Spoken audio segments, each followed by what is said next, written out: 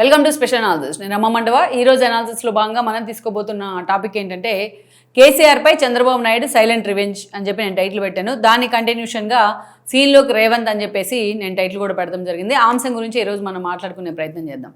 ఇక్కడ చూసినట్లయితే చాలామందికి అనుమానం రావచ్చు, కేసీఆర్ మీద అసలు చంద్రబాబు నాయుడు ఎందుకు రివెంజ్ తీర్చుకోవాలి, అయినా రేవంత్ రెడ్డి ద్వారా ఎందుకు రివెంజ్ తీర్చుకునే ప్రయత్నం చేస్తున్నారు అనేది. రేవంత్ రెడ్డి ద్వారానో లేకపోతే లోకేష్ ద్వారానో ఇంకొకరి ద్వారానో చంద్రబాబు నాయుడు ఎప్పుడు కూడా రివెంజ్ తీర్చుకునే ప్రయత్నం చేయడు. కానీ చంద్రబాబు నాయుడికి నిజంగానే కాలం కలిసి వస్తూ ఉంటుంది అలాగా. ఎందుకంటే ఆయన వే ఆఫ్ పాలిటిక్స్ ఎలా ఉంటాయి, ఈ జనరేషన్ వాళ్ళు కూడా కొంతమందికి నచ్చిన క్వాలిటీ ఏంటంటే చంద్రబాబు నాయుడు వెండెట్టాకి వెళ్ళరు.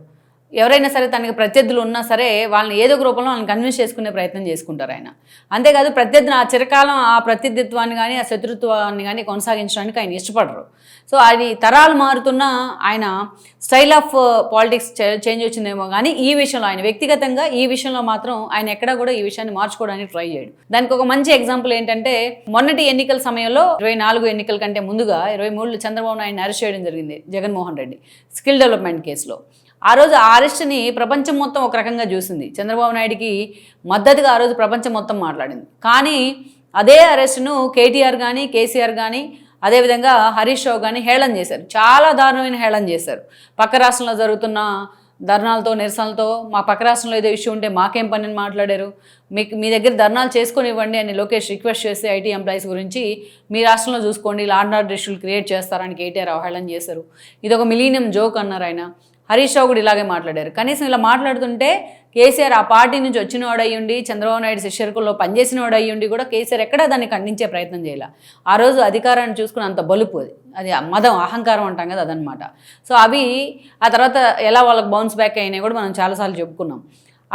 అలాంటి కేసీఆర్ దగ్గరికి అలా తన కోసం ధర్నా చేస్తున్న వాళ్ళకి సంఖ్యలు వేసి నడిపించిన వాళ్ళ దగ్గరికి కేసులు పెట్టిన వాళ్ళ దగ్గరికి ఎవరైనా వెళ్ళరు అట్లాంటి హీటెడ్ సిచ్యువేషన్లో. బట్ చంద్రబాబు నాయుడు జైలు నుంచి బయటకు వచ్చిన తర్వాత అప్పటికే కేసీఆర్ ఓడిపోయి ఆ ఓటమి భారంతో ఫామ్ హౌస్కే పరిమితమై ఆ ఫామ్ హౌస్లోని బాత్రూంలో కాలు జారి పడి తుంటి విరగ కొట్టుకున్నారు. ఆయన తుంటి విరగ కొట్టుకున్న హాస్పిటల్లో ఉంటే రేవంత్ రెడ్డి వెళ్ళారు. ఎందుకంటే ఆ రాష్ట్ర ముఖ్యమంత్రి ఆయన కేసీఆర్కి అన్ని సౌకర్యాలు బాగా కల్పించండి అని చెప్పి హాస్పిటల్లో వెళ్ళి అక్కడ డాక్టర్లతో కూడా మాట్లాడి ప్రభుత్వం నుంచి పర్యవేక్షణ కోసం కొంతమందిని నియమించడం జరిగింది. అది ఆయన బాధ్యత, ఎందుకంటే ప్రతిపక్ష నేత కాబట్టి. కానీ తన విషయంలో అంత రూడ్గా కేసీఆర్ బిహేవ్ చేస్తున్నా సరే, పర్టికులర్ గతంలో చాలా తిట్టాడు ఆయన కేసీఆర్. చంద్రబాబు నాయుడిని దారుణంగా మాట్లాడారు. జగన్మోహన్ రెడ్డి కన్నా కూడా ఎక్కువ మాట్లాడిన సందర్భాలు ఉన్నాయి. ఇవన్నీ పక్కన పెడితే ఆ రోజు నిజంగా అది చంద్రబాబు నాయుడు వెళ్లాల్సిన సందర్భం కాదు. అప్పటికే క్యాడర్ చాలా మంది కేసులు పెట్టుకుని అప్పటికి జైల్లో ఉన్నారు. కొంతమంది ఇంకా బయటికి కూడా రాలేదు. చాలా మంది మీద కేసులు పెట్టున్నారు. వాళ్ళందరూ ఇంకా వాళ్ళ బ్లడ్ బాయిల్ అవుతానే ఉంది.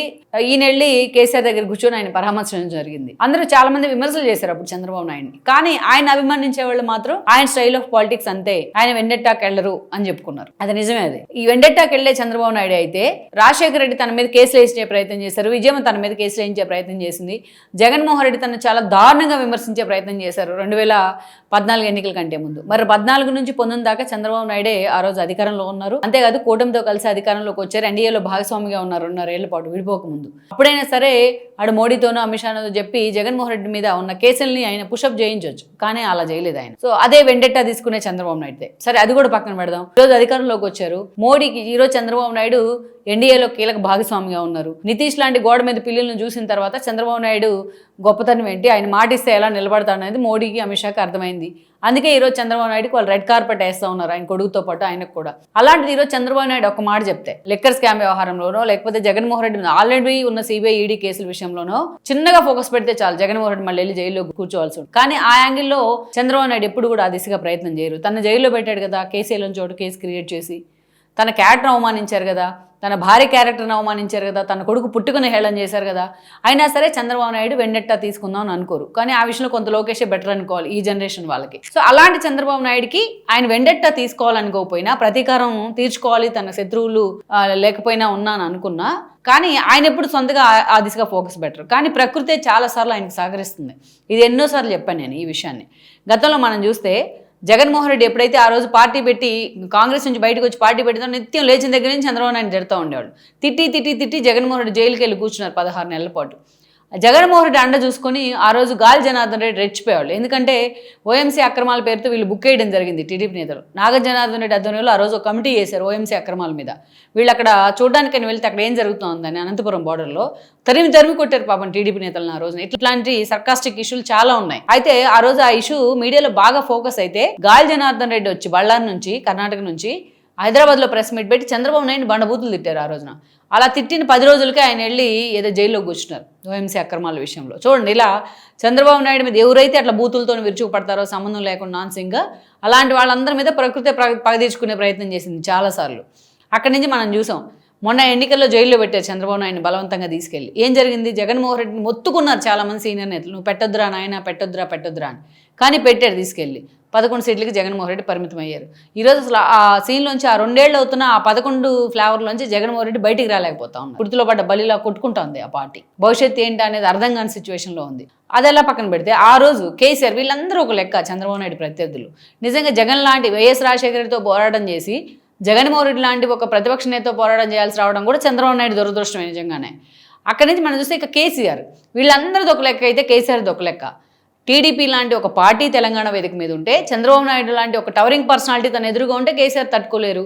తెలంగాణలో చంద్రబాబు నాయుడు ఉంటే కేసీఆర్కి ఎగ్జిస్టెన్స్ ఉండదు, ఆ పార్టీకి కూడా ఎగ్జిస్టెన్స్ ఉండదు. అందుకే చంద్రబాబు నాయుడుతో సహా టీడీపీని కూడా ఇక్కడి నుంచి సాగనంపే ప్రయత్నం జరిగింది. అనేక రకాలుగా చంద్రబాబు నాయుడుని హ్యూమిలేట్ చేశారు. చాలా రకాలుగా చంద్రబాబు నాయుడుని అవమానించారు. ఓటుకు నోటు దగ్గర నుంచి 2018 ముందస్తు ఎన్నికల్లో చంద్రబాబు నాయుడు కాంగ్రెస్తో పొత్తులు పెట్టుకుని ఎన్నికలు వెళ్ళిన సమయం దాకా ఆయన తిట్టిన ఇష్యూ లేదు చంద్రబాబు నాయుడిని. The dirtiest pollution of India అని మాట్లాడారు. ఓటు నోటు సమయంలో అయితే చంద్రబాబు నాయుడు నాకు నిద్ర పట్టట్లేదు కేసీఆర్ మాటల వల్ల అని కూడా బాధపడే సందర్భాలు కూడా ఉన్నాయి. ఆయన అరెస్ట్ని హేళన చేశారు. జగన్మోహన్ రెడ్డి తానా అంటే వీళ్ళు తందా అనేవాళ్ళు. జగన్మోహన్ రెడ్డి ఏది చేస్తే దానికి వీళ్ళు మద్దతు పలికేవాళ్ళు. అంత దారుణంగా అధికారాన్ని అడ్డం పెట్టుకుని అధికార దర్పం, అధికార మదం చూపించే ప్రయత్నం చేశారు ఆ రోజు. సారీ టు సే ఈ మదం అనే మాట వాడుతున్నందుకు. టీడీపీ గెలుచుకున్న సీట్లు మొత్తాన్ని తన పార్టీలో జాయిన్ చేసుకున్నారు ఎమ్మెల్యేలని. తర్వాత 2018 ముందస్తు ఎన్నికల్లో టీడీఎల్పీలో అసలు ఆ టీడీఎల్పీని విలీనం చేసుకున్నారు టీఆర్ఎస్ ఎల్పీలు ఆ రోజు. ఇంత దారుణంగా కేసీఆర్ బిహేవ్ చేశారు. సో ఇక పర్టికులర్లీ 2018 ఎన్నికల్లో ఓడిపోయిన తర్వాత చంద్రబాబు నాయుడు 2018 ఎన్నికల్లో కాంగ్రెస్ ఓడి కేసీఆర్ గెలిచిన తర్వాత రిటర్న్ గిఫ్ట్ పేరుతో ఆయన చేసిన హడావుడిని మనం మర్చిపోలేం. జగన్మోహన్ రెడ్డిని ప్యాంపర్ చేయడం కోసం బీజేపీ సాయంతో ఆ రోజున తన మంత్రులను తీసుకెళ్లి ప్రచారం చేయించాడు చంద్రబాబు నాయుడికి వ్యతిరేకంగా. తలసాని శ్రీనివాస్ యాదవ్ లాంటి వాళ్ళని నిద్ర లేస్తే చాలు రిటర్న్ గిఫ్ట్ అని మాట్లాడేవాళ్ళు. అలాంటి కేసీఆర్కి చంద్రబాబు నాయుడు చెప్పకుండానే రిటర్న్ గిఫ్ట్ ఇచ్చారు. మొన్నటి ఎన్నికల్లో రేవంత్ రెడ్డిని సీఎం చేసింది టీడీపీ క్యాడర్ మొత్తం సాలిడ్గా నిలబడింది. వాళ్ళు చంద్రబాబు నాయుడు అరెస్ట్ని హ్యూమిలేట్ చేసిన తీరే ప్లస్ అయిందనమాట. అది రేవంత్ రెడ్డికి. టీడీపీ జెండాలన్నీ 2 words to రేవంత్ రెడ్డి వైపు ర్యాలీ అయ్యాయి. నేతలు లేకపోయినా తమను నడిపించే నాయకులు లేకపోయినా సరే టీడీపీ జెండాలు అంత పట్టుదలగా పనిచేశాయి. ఈరోజు ఏ ఎన్నిక వచ్చినా వాళ్లే పగదీర్చుకునే ప్రయత్నం చేస్తున్నారు రేవంత్ రెడ్డి రూపంలో.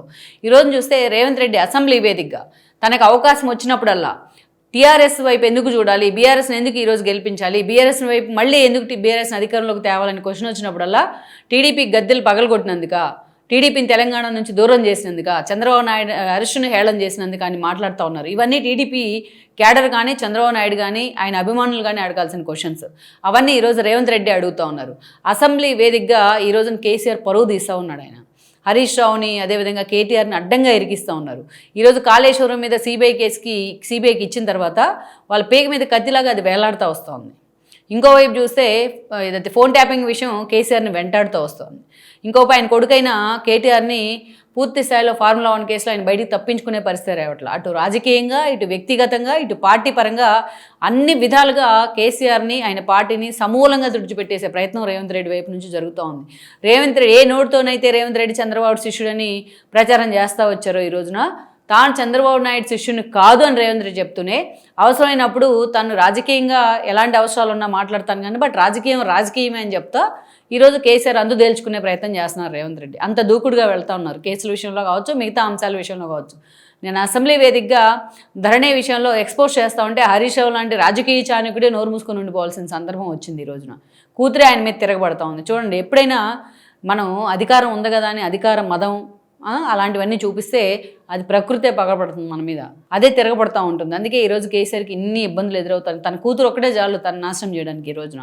అది కూడా ఇక రేవంత్ ఈరోజు చంద్రబాబు నాయుడు శిష్యుడిని ఏ నోటితోనైతే ప్రచారం చేశారో అదే ఏ నోటితోనైతే చంద్రబాబు నాయుడిని ఆయన్ని ఓటు నోటు కేసులో ఇరికించే ప్రయత్నం చేశారో అదే రేవంత్ రెడ్డి ఈరోజు తన గురువుతో పాటు తనకున్న కోపాన్ని కూడా తీర్చుకునే ప్రయత్నం చేస్తున్నాడు.